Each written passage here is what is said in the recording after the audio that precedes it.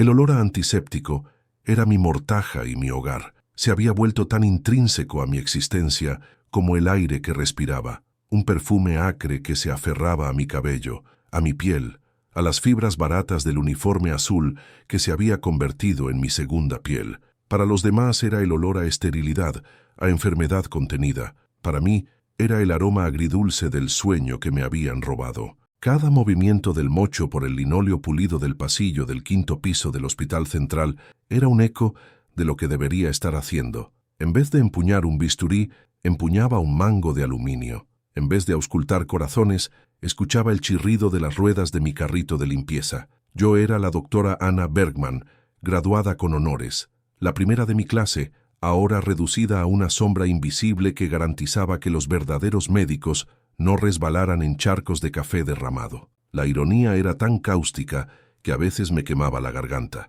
Si te gusta este tipo de historia, te pido que te suscribas al canal y nos ayudes a crecer. Agradezco todo tu apoyo. Mi territorio, mi dominio no oficial, era el ala de cuidados intensivos y pacientes de larga duración. Era aquí donde los casos más complejos, los más desesperantes, venían a esperar. Esperar una cura, un milagro o simplemente el fin. Y era aquí donde estaba él. Habitación 512. Marcos Schneider. Para el mundo, un nombre sinónimo de poder, de innovación digital, un billonario que construyó un imperio de ciberseguridad a partir de la nada. Para el equipo del hospital, era el paciente del 512, un diagnóstico en una historia clínica, un cuerpo en estado vegetativo persistente, después de un evento neurológico súbito y devastador. Para mí, era un rompecabezas, un enigma que gritaba en silencio, y yo, la limpiadora, era la única que parecía estar escuchando.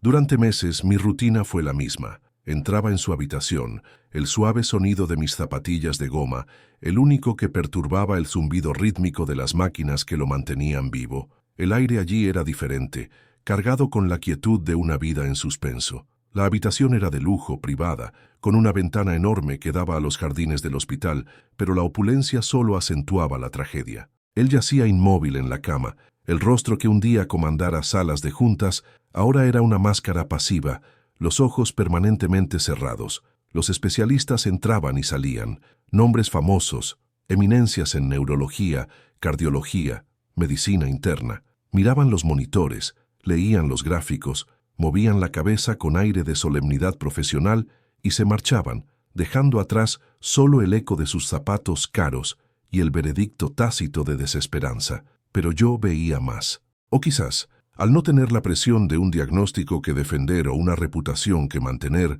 estaba libre para observar. De verdad, mientras vaciaba la basura, notaba cómo la luz de la tarde, al incidir en un ángulo específico, provocaba un temblor casi imperceptible en su párpado izquierdo. Mientras pasaba un paño húmedo por el alféizar de la ventana, veía cómo sus dedos, que todos consideraban flácidos e inertes, se contraían mínimamente cuando un pájaro cantaba más fuerte en el roble de afuera. Una vez, derribé accidentalmente un frasco de metal. El sonido agudo e inesperado no provocó el sobresalto que se esperaría, pero vi, con una claridad que me quitó el aliento, una leve tensión recorrer el músculo de su mandíbula. Eran cosas minúsculas, milimétricas, que los exámenes de rutina, las evaluaciones de 30 segundos del personal de enfermería, jamás registrarían. Eran inconsistencias, y en medicina, las inconsistencias son la clave. Empecé a llevar una pequeña libreta en el bolsillo de mi uniforme. En ella anotaba todo: la fecha, la hora, el estímulo, la respuesta. 14 de abril, 15:04. Cambio de luz solar directa a sombra. Contracción de la pupila derecha más lenta que la izquierda en aproximadamente medio segundo. 22 de abril, 8:17.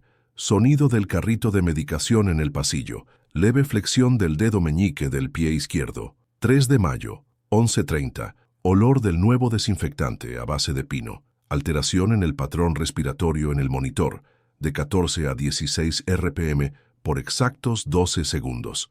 Los médicos veían una meseta, una línea recta de degeneración. Yo veía fluctuaciones, picos y valles de actividad neurológica sutil que no encajaban en un cerebro moribundo. Encajaban en un cerebro bajo ataque, un cerebro que luchaba desesperadamente por comunicarse a través de una tormenta. Mis noches se consumían en investigaciones.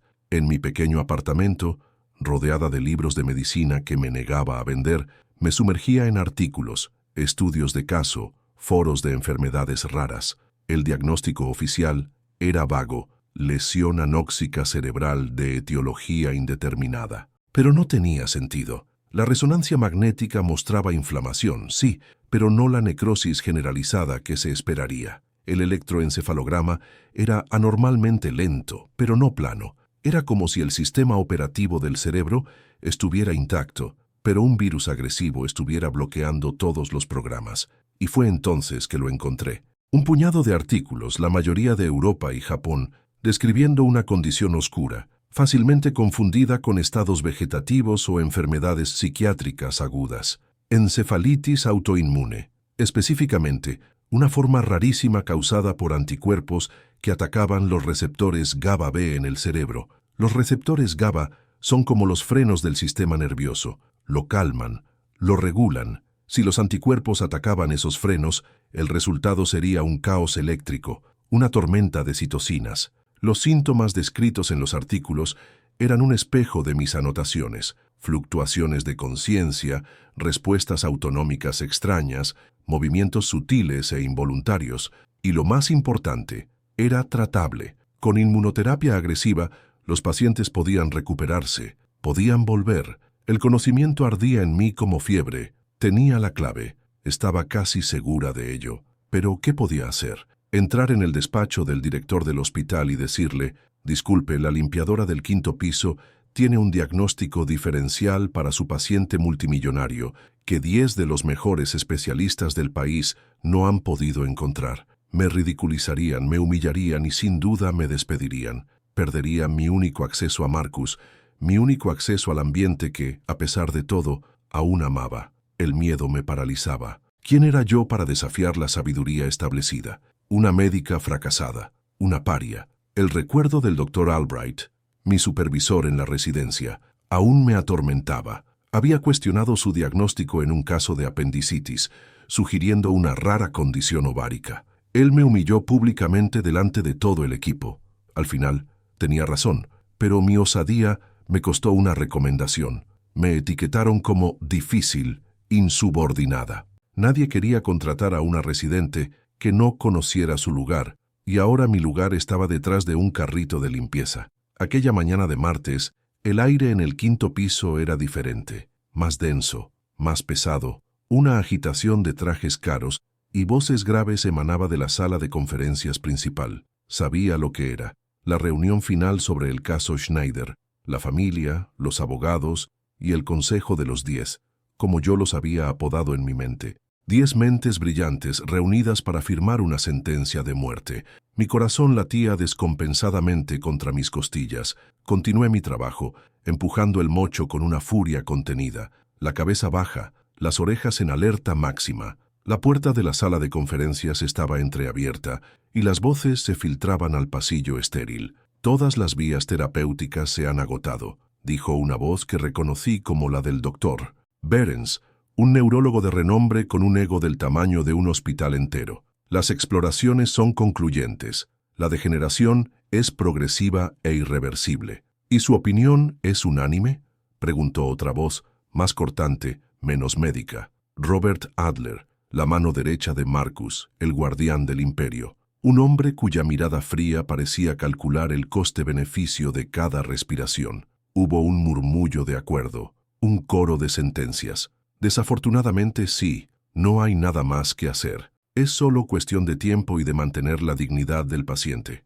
Mantener la dignidad. La frase me golpeó como un puñetazo. La dignidad de ellos era desconectar las máquinas, cerrar el libro, declarar el fin del juego. Pero ¿qué de la dignidad de luchar? ¿La dignidad de buscar una respuesta hasta el último segundo? Mi cuaderno en el bolsillo parecía pesar una tonelada. Mis observaciones, mis investigaciones, mi convicción. ¿Eran nada? La imagen del temblor en el párpado de Marcus brilló en mi mente. La contracción de su dedo. Eran señales. Señales de un hombre atrapado, gritando por ayuda de la única manera que podía, y ellos simplemente iban a dejarlo ahogar. Fue en ese instante que algo dentro de mí se rompió. El miedo, la humillación, los años de sentirme invisible, todo se evaporó, sustituido por una claridad gélida y furiosa. Ya no se trataba de mi carrera arruinada o de mi orgullo herido. Se trataba de un hombre que estaba siendo condenado al silencio eterno porque nadie estaba dispuesto a escuchar su susurro. Mi cuerpo se movió antes de que mi mente pudiera procesar la locura de lo que estaba a punto de hacer. Dejé caer el mocho con un golpe sordo en el suelo. Marché por el pasillo, mis zapatos de goma haciendo un sonido decidido sobre el linóleo. Mi mano, temblando solo un poco, empujó la pesada puerta de madera de la sala de conferencias. El silencio fue instantáneo y absoluto. 10 pares de ojos, más los de Robert Adler y de un abogado que no reconocí, se volvieron hacia mí. 10 rostros que exhalaban poder, inteligencia y una irritación apenas disimulada por haber interrumpido su reunión de alto nivel la empleada de limpieza. Estaba en el centro de la arena, el olor a lejía me delataba, mi uniforme azul un grito de inadecuación entre sus trajes de marca. El doctor Behrens fue el primero en hablar, la voz goteando con descendencia. Sí, si busca el baño, está al final del pasillo a la derecha. Algunas risas contenidas. Sentí mi rostro arder, pero mantuve la barbilla alta. Mi mirada no se fijó en él, sino que recorrió la sala, buscando una sola grieta en el muro de escepticismo. Robert Adler se inclinó hacia adelante, los ojos como astillas de hielo. ¿Qué significa esto? ¿Quién la dejó entrar aquí? Mi voz salió, sorprendentemente firme, cortando el aire tenso. Mi nombre es Anna Bergman. Hice una pausa, dejando que el nombre flotara en el aire. No añadí, doctora, aún no. Limpio esta planta y escucho. Y todos ustedes están equivocados sobre Marcus Schneider. Una conmoción recorrió la sala, seguida de una ola de incredulidad y escarnio. Behrens soltó una carcajada corta y cruel. Sí, el personal de limpieza ahora ofrece segundas opiniones. ¿Qué sigue? El personal de la cafetería leerá las resonancias.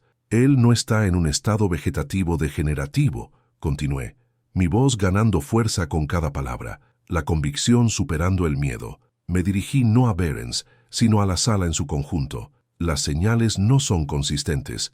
Hay fluctuaciones, respuestas neurológicas sutiles a estímulos externos que no encajan con su diagnóstico. Respuestas neurológicas o espasmos reflejos aleatorios.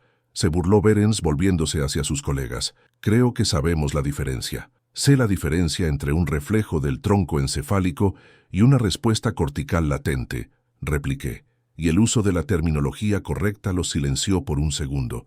La sorpresa en sus rostros fue un pequeño vislumbre de victoria. Lo vi. ¿Qué vio exactamente?, interrumpió Adler, la voz peligrosamente calma. ¿Mientras vaciaba la basura? Exactamente, respondí mirándolo directamente a los ojos. Mientras vaciaba la basura, mientras limpiaba la ventana, mientras pasaba más tiempo en esa habitación que cualquiera de ustedes en los últimos 3 meses, vi un patrón. Un patrón que sugiere una tormenta autoinmune, no una muerte cerebral. Creo que tiene una forma rara de encefalitis límbica, específicamente, encefalitis por anticuerpos antirreceptor GABA B. Pronuncié el nombre de la enfermedad con la precisión de un cirujano haciendo una incisión. El silencio que siguió fue diferente.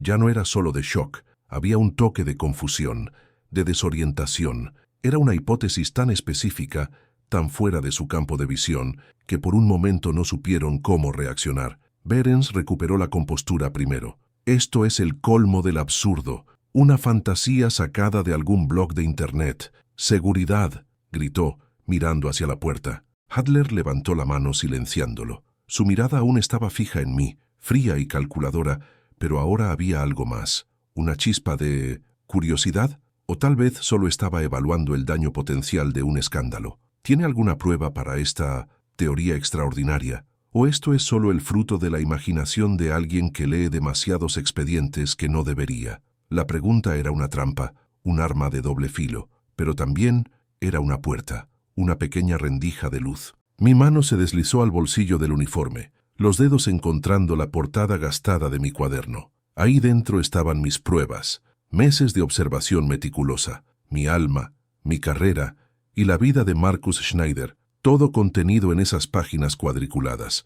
El peso de ese pequeño cuaderno era inmenso. «Tengo mis anotaciones», dije, la voz baja, pero resonando en la quietud de la sala. Los ojos de todos siguieron mi mano mientras reposaba sobre el bolsillo. El desprecio aún estaba allí, en la curva de los labios de Behrens, en la postura rígida de los otros médicos. La desconfianza era una muralla en el rostro de Adler, pero en medio de todo eso, noté una mirada diferente, viniendo del doctor Hartmann, un hombre mayor de cabello canoso, que hasta entonces había permanecido en silencio en la esquina de la mesa. No estaba sonriendo ni burlándose. Me estaba observando con una intensidad silenciosa, la cabeza ligeramente inclinada, como un científico ante una anomalía inesperada. En esa mirada no vi burla, vi una pregunta, y en esa pregunta, por primera vez en mucho tiempo, vi una oportunidad. La mano sobre mi bolsillo, sobre el cuaderno que era simultáneamente mi acusación y mi defensa, parecía soldada a mi uniforme.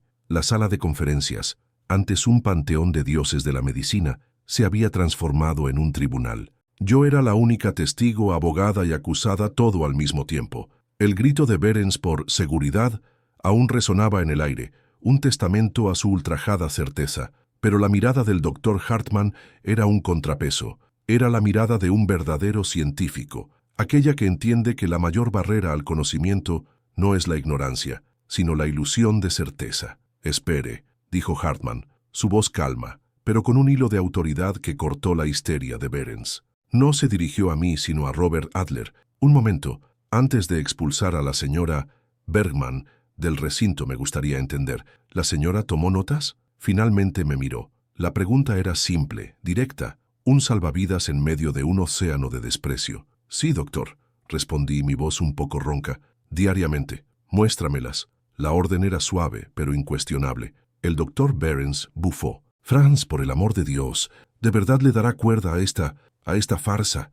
Es una empleada de limpieza con delirios de grandeza». Hartmann se volvió lentamente hacia Behrens y por primera vez vi un brillo de acero tras su fachada amable. «Y usted, Klaus, es un neurólogo que lleva 3 meses firmando un parte médico que dice «sin alteraciones». Si hay una posibilidad entre 1.000.000 de que algo haya sido pasado por alto, es nuestro deber, nuestra obligación jurada, investigar. Ahora siéntese y escuche». Behrens retrocedió como si hubiera recibido una bofetada, el rostro rojo de furia y humillación. El silencio volvió a caer, pero esta vez era un silencio expectante. Con las manos temblorosas saqué el cuaderno del bolsillo. Era un objeto barato con una cubierta de cartón blando, manchada en algunos puntos con productos de limpieza. Parecía ridículo sobre la superficie de caoba pulida de la mesa de conferencias, junto a tabletas y carpetas de cuero. Lo abrí. «Todo comenzó con las pupilas», comencé,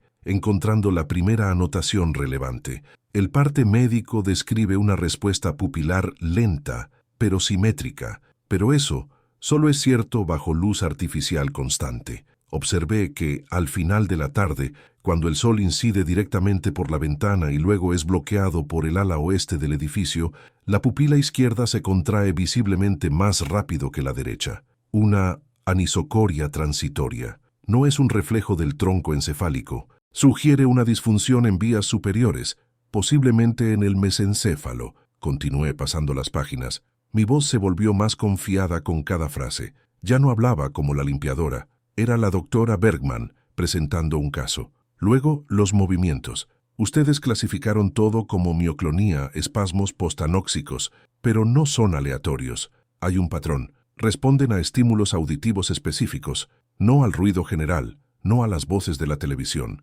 sino a sonidos específicos de alta frecuencia, el canto de un pájaro, el tintineo de metal y la voz humana, cuando en un tono susurrado. Paré y los miré. ¿Alguien aquí ha intentado susurrarle al señor Schneider? El silencio fue mi respuesta. Yo sí, y cuando lo hago, observo una contracción sostenida, de 1 a 2 segundos, del músculo extensor del dedo mínimo de la mano derecha. Es reproducible, y eso no es mioclonía. Los guié a través de mis semanas de observación. El cambio en la frecuencia respiratoria en respuesta a los olores. La forma en que la textura de una sábana nueva, más áspera, parecía causar un ligero aumento en la rigidez de su cuello. Eran detalles que ellos, con sus visitas cronometradas y su confianza en los monitores, jamás verían. Estaba pintando un retrato de un hombre presente, no ausente. Todo esto, concluí, cerrando el cuaderno,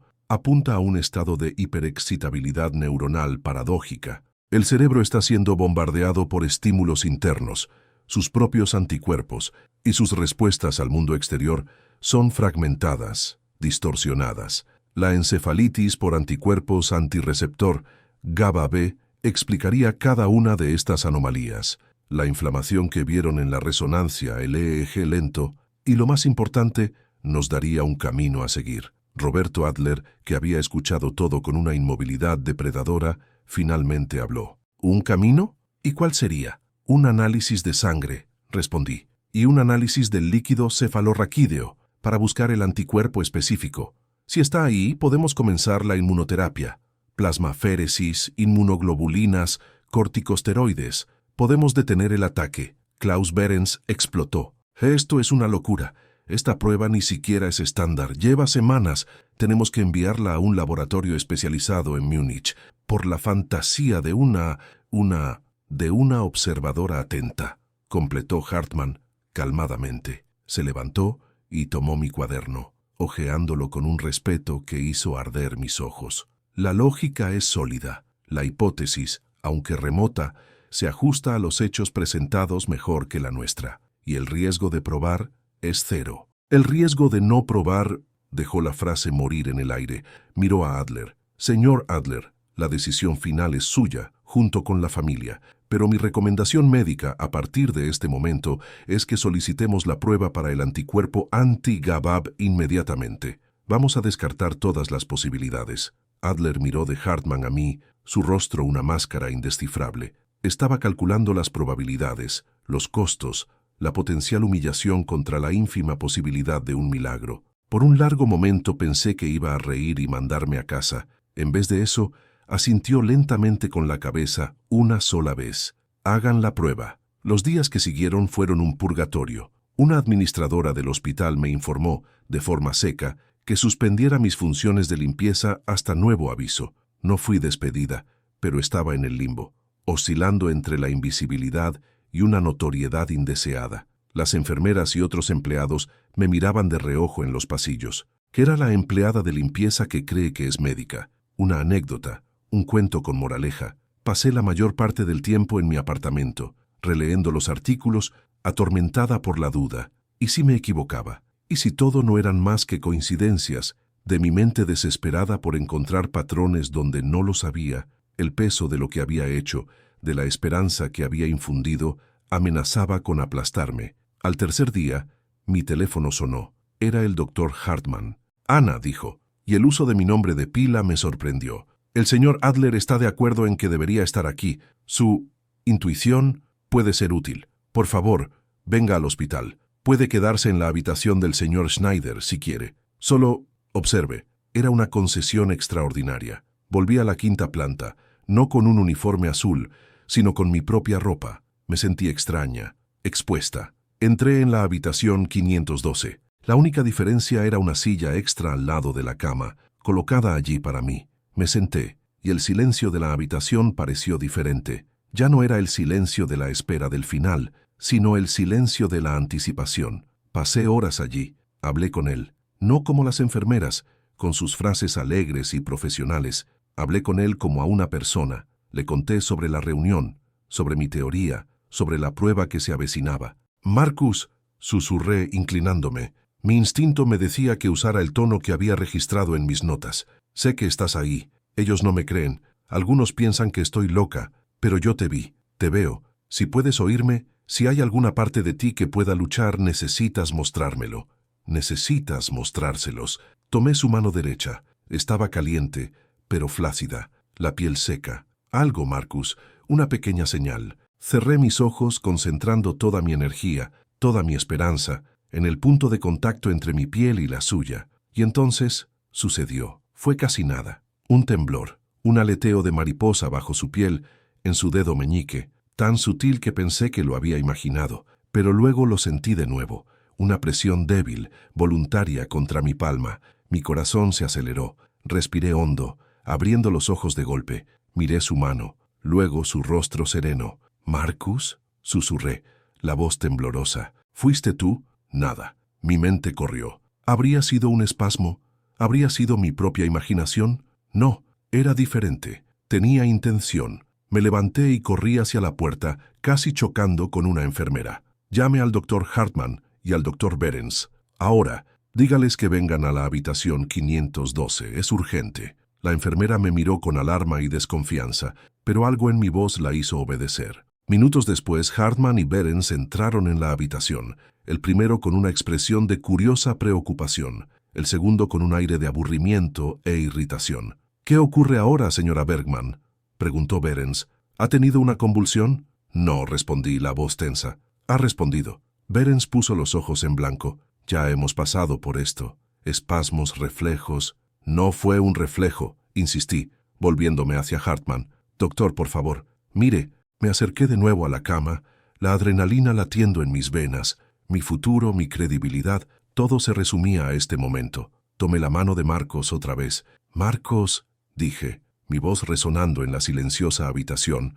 «Están aquí. Necesitan ver. Por favor, hazlo de nuevo.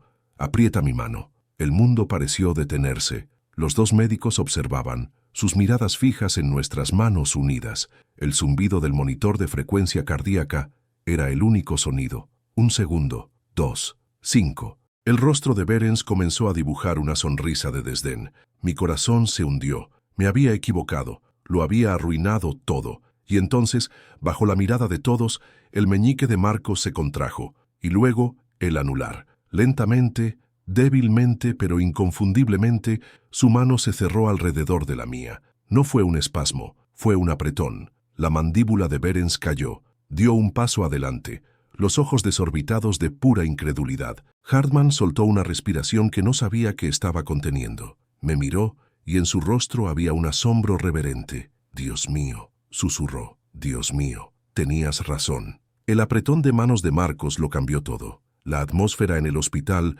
se transformó de la noche a la mañana. Ya no era una curiosidad, sino una profetisa. Las enfermeras me miraban con admiración. El doctor Behrens me evitaba. Su rostro una máscara de resentimiento y orgullo herido. La prueba aún estaba pendiente, pero la prueba viva, la respuesta de Marcos, era irrefutable. A la mañana siguiente, el doctor Hartman me encontró junto a la ventana de la habitación de Marcos. Sostenía una tablet, y en su rostro había una sonrisa cansada, pero triunfante. «Llegó», dijo simplemente, «del laboratorio de Múnich. Aceleraron el proceso. Contuve la respiración. Positivo», dijo. «Altos títulos de anticuerpos contra el receptor GABA-B en el suero y en el líquido cefalorraquídeo. El diagnóstico está confirmado». Me miró y por primera vez usó el título que tanto anhelaba volver a oír. «Tenías razón, doctora Bergman. Salvaste a este hombre». Las lágrimas que había contenido durante tanto tiempo finalmente brotaron. Eran lágrimas de alivio, de reivindicación, de una alegría tan abrumadora que me hizo doblarme. Hartman puso una mano firme en mi hombro. «Comencemos el tratamiento inmediatamente. He reunido al equipo». La segunda reunión en la sala de conferencias fue la imagen especular de la primera. Esta vez, yo estaba sentada a la mesa junto a Hartman. Mi cuaderno estaba frente a mí, no como pieza de acusación, sino como el texto fundador de nuestro plan. Hartman delineó el protocolo de inmunoterapia agresiva. Behrens estaba presente, en silencio, su papel reducido al de un observador reacio. Robert Adler también estaba allí, su rostro frío, ahora mostrando un respeto renuente. La puerta se abrió y entró una joven. Era alta, con la misma estructura ósea que Marcos y ojos llenos de una mezcla de agotamiento y fuego. Era Lena, la hija de Marcos. Ella ignoró a todos los médicos y vino directamente a mí. «¿Es usted Anna Bergman?», preguntó la voz quebrada.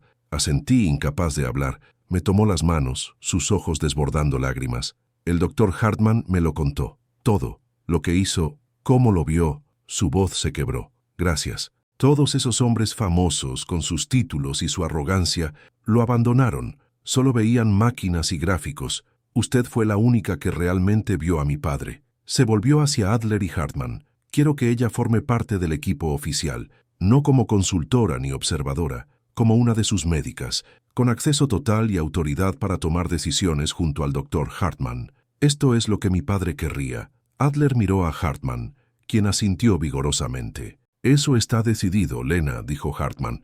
La doctora Bergman lidera este caso con nosotros, y así mi exilio terminó. Fui reintegrada, no solo como médica, sino como la pieza central del tratamiento más importante de mi vida. Las semanas siguientes fueron un torbellino de trabajo arduo y milagros graduales. La inmunoterapia era agresiva y la recuperación de Marcus fue lenta, una ardua escalada desde un abismo profundo. Yo estaba allí a cada paso. Estaba allí cuando sus ojos se abrieron y enfocaron por primera vez. Estaba allí cuando susurró la primera palabra, Lena, y estaba allí el día en que él, con mi ayuda y la de un fisioterapeuta, se puso de pie por primera vez en casi un año. Vi al hombre regresar. La mente brillante, la inteligencia aguda, volvieron a la superficie, pero algo era diferente. La prueba lo había suavizado, quitándole una capa de arrogancia corporativa y exponiendo un núcleo de vulnerabilidad y gratitud que quizás ni siquiera sabía que poseía. 3 meses después de mi intervención en la sala de conferencias, estaba de nuevo en una sala de juntas, pero esta vez era la sede de Schneider Security. Llevaba un blazer profesional, no un uniforme de limpieza, y a la cabeza de la mesa, luciendo más delgado, pero con una presencia innegable, estaba Marcus Schneider. Había convocado al consejo de administración, Robert Adler, Lena, el doctor Hartman y a mí. Señoras y señores, comenzó Marcus, su voz fuerte y clara. Todos ustedes saben que regresé de un lugar del que pocos regresan. Los informes dicen que fue gracias a un tratamiento médico de vanguardia, y eso es cierto, pero no es toda la verdad. Se volvió hacia mí.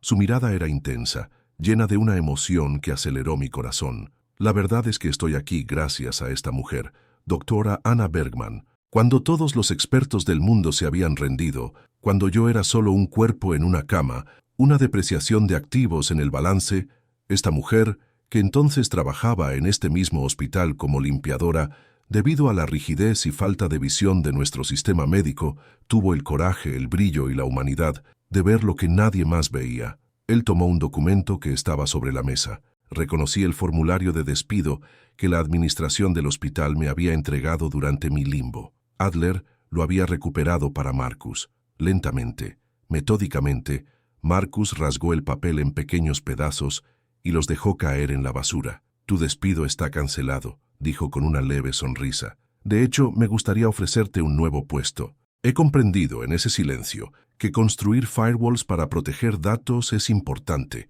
pero construir puentes para salvar personas es el trabajo de una vida. Miró a Lena y Hartman, luego a mí. Juntos, vamos a crear la Fundación Schneider para enfermedades neuroinmunes raras y promoción de oportunidades médicas. Su propósito será doble: financiar la investigación de vanguardia en estas enfermedades poco comunes y, igualmente importante, identificar y apoyar mentes brillantes como la de la doctora Bergman, personas que el sistema ignoró o descartó. Y claro, la fundación necesitará a alguien para dirigirla. Extendió la mano sobre la mesa. Doctora Bergman, Ana, ¿aceptas ser la primera directora de nuestra fundación?